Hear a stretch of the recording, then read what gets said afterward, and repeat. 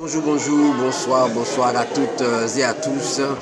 Et bien voilà, vous le voyez ce soir à côté de moi, vous avez une belle personne que je viens donc juste de croiser comme ça lors de l'exposition organisée par l'association pour le rayonnement culturel d'Haïti et de son environnement, l'association L'Arche.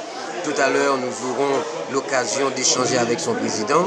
Mais là, ce soir, pour la rubrique Haïti dans tous ses états, ça sera l'occasion aussi d'échanger avec notre amie donc à côté de moi.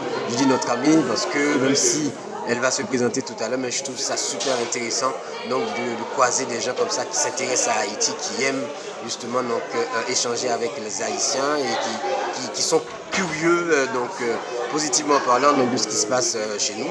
Et donc aujourd'hui, Haïti dans tous ses états, ça sera cette interview-là et puis aussi l'échange qu'on va avoir avec le président de l'Arche. Mon nom, vous le savez, mon nom c'est Arnous Bolière, je suis docteur en économie, analyste politique et puis écrivain aussi, notamment de Haïti changer d'air. Je n'ai pas l'ouvrage aujourd'hui avec moi, mais vous savez ça déjà. Nous allons faire connaissance avec notre ami. Nous sommes en France, à Champlain, dans le département de l'Essonne. Bonsoir, est-ce que vous pouvez vous présenter pour nos amis qui nous regardent actuellement? Eh bien bonsoir, moi je m'appelle Véronique, je travaille dans le secteur du soin, plus particulièrement des personnes âgées. Je suis française pur jus, que dire de plus, j'ai beaucoup voyagé. Ça m'interpelle ça. J'ai écrit un autre ouvrage aussi qui s'appelle Immigration, intégration, un malaise persistant. Quand j'entends française pur jus, alors qu'est-ce qu'il y a derrière? Je ne sais pas pour vous titiller un peu, mais qu'est-ce qu'il y a derrière? Dans toute ma famille, tout le monde est né dans l'Hexagone. Ah, d'accord. Avec peut-être... Si je remonte beaucoup, tout le monde est né dans l'Hexagone un peu large. Et si on tire un peu le fil là, il n'y aurait pas quelque chose d'origine, je ne sais pas moi, italienne, polonaise? Non, ce que je dois dire, c'est que dans mes ancêtres, même pas très très loin, il y en a beaucoup qui ont bien profité, qui ont bien voyagé. Je sais pas très bien. Et donc il y a du métissage dans l'air peut-être. Il y a peut-être du métissage. Il y en a sûrement qui ont vécu des belles vies en profitant bien d'autres terres. Ah, notamment en Afrique peut-être. Peut-être en Afrique. Afrique subsaharienne, Afrique. Ah, donc il y a l'histoire quand même dans tout ça. Ouais. Vous n'avez pas dit Indochine par hasard, hein? Ben non, j'ai pas dit Indochine. Pourquoi vous avez dit Indochine alors? Parce que quand ils en parlent, eux, ils parlaient d'Indochine à l'époque. Hein. D'accord. Moi, ça me fait penser à Marguerite Duras, non? C'est ma grand-mère qui est née à Saïgon. Ça m'a toujours interpellée. D'accord. Je ne sais pas très bien ce qu'elle y a vécu. Est-ce que grand-mère qui vit à Saïgon? Qui est née là-bas. Qui est née là-bas. 15 ans. D'accord. Je ne sais pas très bien ce qu'elle y a vécu et ce que faisait mon arrière-grand-père. Mais je sais qu'ils ont aimé certains pays, qu'ils ont bien vécu, qu'ils ont aimé des gens. Donc c'est des gens qui étaient ouverts en fait sur le monde. Ouais, sûrement. D'accord, des grands voyageurs. Des grands voyageurs. Moi j'ai eu envie de voyager, j'ai travaillé dans différents pays. Ah bon, mais c'est intéressant. Mais je reste quel pays? très interpellée. Je vais vous le dire après, mais je reste très très très interpellée par la grande question de qu'est-ce qu'on va chercher ailleurs, pourquoi on va ailleurs. Est-ce que c'est parce que c'est mieux, la vie est plus facile, parce que... Et voilà, je reste toujours interpellée par... Ce sont des questions existentielles, ça? Fondamentalement existentielles. D'accord. Et finalement, moi j'ai décidé de revenir vivre vers là où je suis née. C'est vous êtes née où? Je suis née à Paris. À Paris même, d'accord. Et donc j'ai décidé de revenir vivre ici et d'essayer de vivre au mieux avec tous mes voisins. Et il se trouve que je rencontre des gens d'Haïti. Et bien voilà, les Haïtiens sont partout, voilà. Vous savez. le pays où vous viviez avant, si c'est pas indiscret, c'est quel pays en fait, là où vous viviez avant? Moi j'ai passé un an en Cisjordanie, dans les territoires occupés de... D'accord. Alors ça c'est aussi un truc. Et puis j'ai passé du temps en ex-Yougoslavie. Ah oui, mais là c'est des territoires de guerre quand même là, non? Ah bah oui. Vous avez vécu à l'époque des guerres, donc en Yougoslavie Dans des périodes qui étaient un peu chaudes. D'accord. Donc, Tant est qu'elle soit moins chaude aujourd'hui. effectivement, bon, tout ce qui, d'après ce qu'on apprend quand même, ça s'est calmé, mais ça reste quand même assez tendu. Donc, et la bande de Gaza, la Cisjordanie, c'est quand même très chaud jusqu'à présent. C'est consternant. C'est consternant. Ce qui s'y passe. Bon, on va revenir ici, on va revenir à Champlain. C'est plus sympa. Donc vous m'aviez dit avant notre interview que vous avez des Haïtiens dans votre environnement, dans le voisinage. C'est quelque chose qui vous plaît en fait d'être avec. Ils font de la musique ici. Quand je viens ici au conservatoire, je rencontre l'association. D'accord. Et je me dis que ça peut être sympa de venir voir un peu plus. C'est comme ça que je vous ai rencontré aujourd'hui à l'exposition Esclavage d'aujourd'hui et d'hier. Et qu'est-ce que ça vous dit cette exposition-là? Je trouve ça redoutable ce qu'on y apprend, ce qui s'est passé.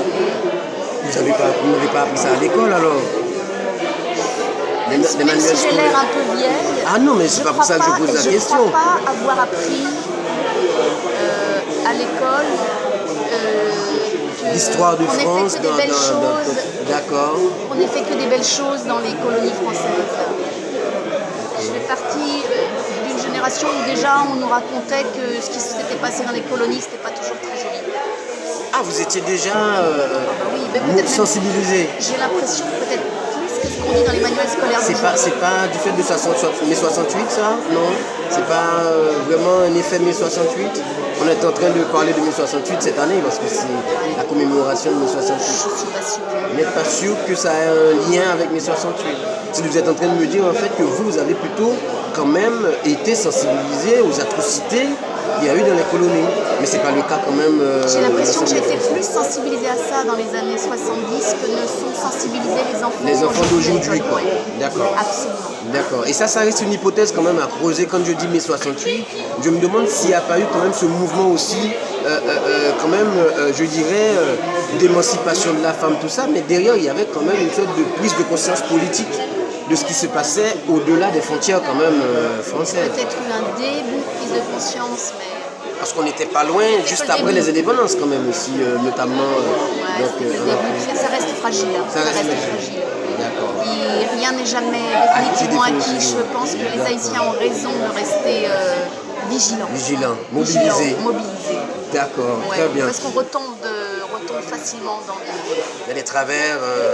Et vous avez appris ce qui s'est passé, ce qui se passe encore en Libye, avec l'esclavage qui existe encore de nos jours. C'est quelque chose de consternant, ça. Mais malheureusement, je ne suis pas étonnée. Ça vous étonne pas? D'accord. Et pourquoi ça vous étonne pas? Parce que je ne suis pas très convaincue que l'homme soit fondamentalement... Je ne crois pas à Rousseau, moi. Je crois plutôt... Vous n'êtes pas rousseauiste, quoi. Mais malheureusement, j'aimerais bien croire, mais je ne crois pas. Et tout ce que j'ai pu voir, c'est que l'homme est plutôt profiteur et l'homme est plutôt... L'homme avec un grand H, quoi. En tout cas, c'est très intéressant tout ce que vous me dites. Là, on ne va pas rester trop longtemps, mais j'espère qu'on aura l'occasion. Non, mais au contraire, je pense qu'ils auraient aimé qu'on reste davantage. Mais on s'était dit qu'on allait faire donc assez court. On est déjà à près de 10 minutes, mais c'est vraiment un plaisir pour moi et un honneur. Donc d'avoir fait votre connaissance et votre prénom, vous rappelez? C'est Véronique. Véronique. Donc pour nos amis qui nous écoutent, Haïti dans tous ses états, c'est aussi ça.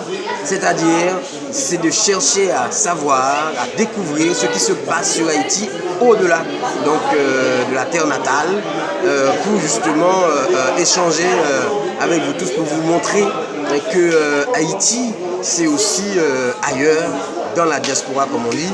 Et donc avec des personnes qui s'intéressent à notre pays, à notre cher Haïti, des personnes très intéressantes comme Véronique.